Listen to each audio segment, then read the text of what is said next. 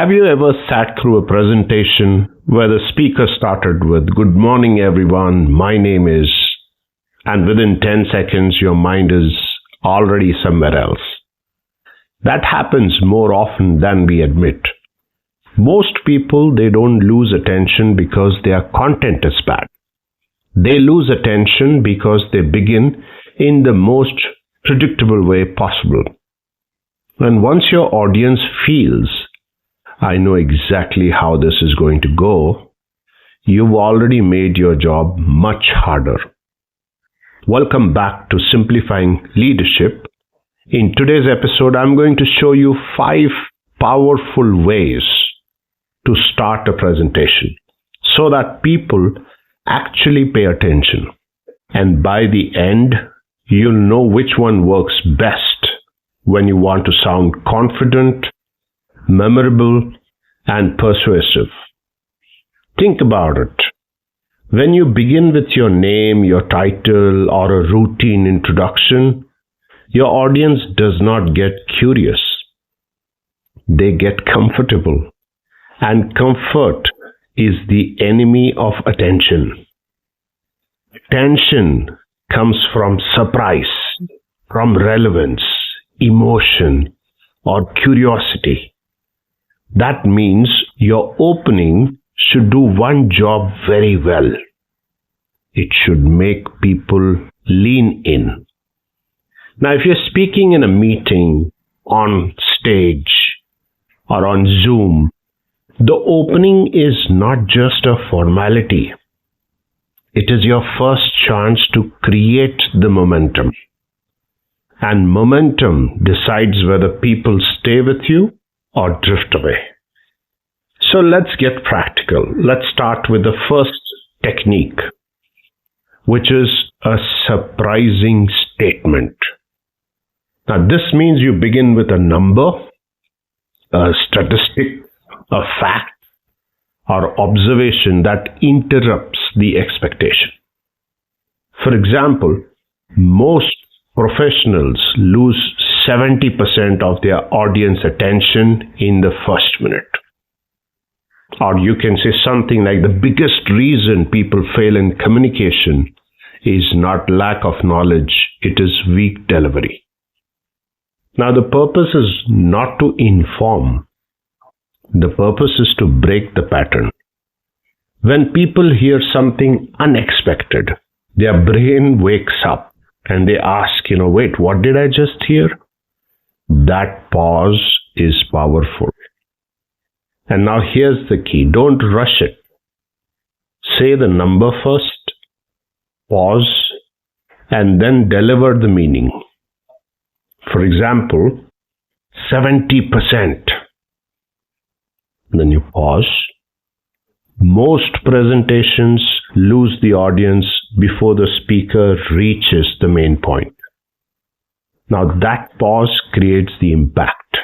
So use this when you want to sound sharp or data-driven and credible. The second technique is a show of hands.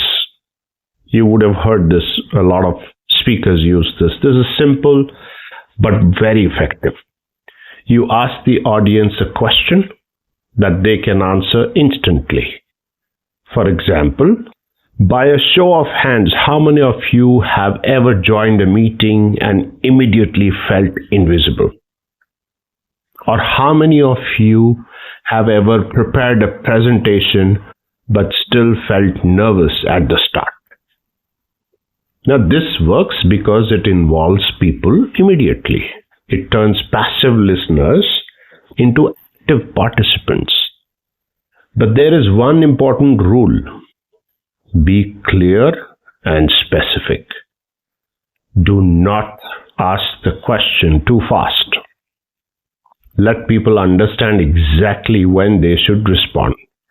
Also, acknowledge the response. So, for example, you can say, "Wow, that's most of the room." That tiny recognition, it makes people feel seen. This is especially useful in workshops or team training sessions, webinars, live talks where interaction matters the most. The third technique is what I call an imaginary world. This is when you ask the audience to picture a situation. So, for example, imagine walking in a meeting with a brilliant idea, but before you even finish your first sentence, someone interrupts you. Or something like, picture yourself in an interview. You know the answer, you have the experience, but your confidence disappears the moment the conversation begins. Now, this technique works because people do not just hear the message, they experience it mentally, they are visualizing it. The best imaginary world openings use action words. Not just imagine a difficult meeting. A better way of putting that is imagine you walk into the room, you place your laptop down, you open your notes and realize everyone is already judging your first sentence. See, that kind of language, it creates a scene. So use this when your topic is emotional, relatable, or problem-based. It is excellent for leadership, for communication, confidence, and career growth content. The fourth technique is the big promise. Now, this is where you clearly tell the audience what they will gain. For example, if I take an example of this video, I can say by the end of this video, you'll know how to open meetings, interviews, and speeches in a way that makes people pay attention. This works because people are silently asking one thing: what's in it for me? So if you don't answer that early, attention drops. A strong promise, it should focus on the audience, not on you. So instead of saying, I'm going to share my method, you replace that with, you'll discover a method you can use immediately. So it should focus on benefits, not features. So like, for example, instead of this episode has 5 techniques, I would say this episode will help you stop losing attention in the first 30 seconds. Now that is a much stronger promise. So let's move on to the 5th technique, which is the most powerful one: a personal story. Now, stories work because they create emotion, trust, memory. People may forget statistics, but they remember a story. For example, a few years ago, I walked into an important meeting feeling fully prepared.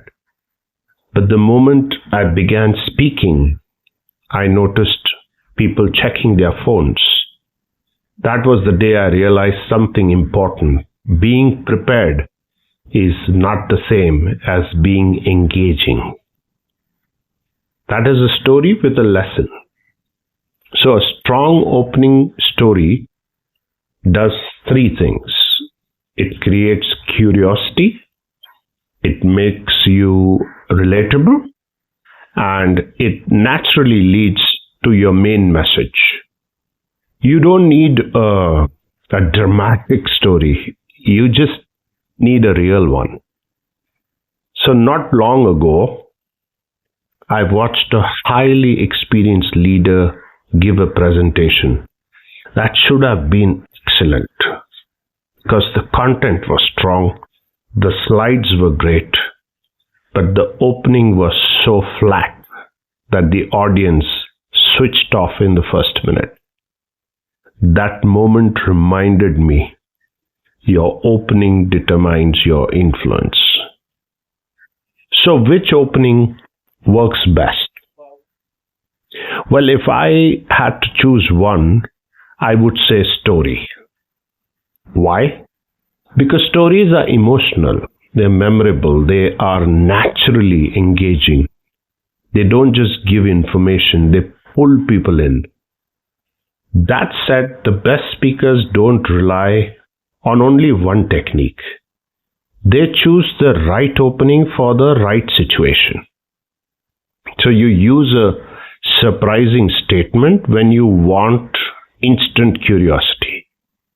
Use a show of hands when you want audience engagement. Use an imaginary world when you want people to feel the problem. Use a big promise when you want to show the clear value. And use a story when you want trust and connection. The real skill is not just opening strong. It is opening in a way that matches your message. So here's the truth. The start of your presentation is not just the beginning. It's the foundation of your influence. So if the opening is weak, even strong content struggles. And if the opening is strong, average content can feel powerful. So the next time you speak, don't begin with your name, your title, or a dull introduction. Begin with something that creates attention, curiosity, or emotion. Because when people care about the first 30 seconds, they stay for the rest. And that is how you make your message matter. Thank you so much for listening to Simplifying Leadership. This is Ravi Motwani signing off.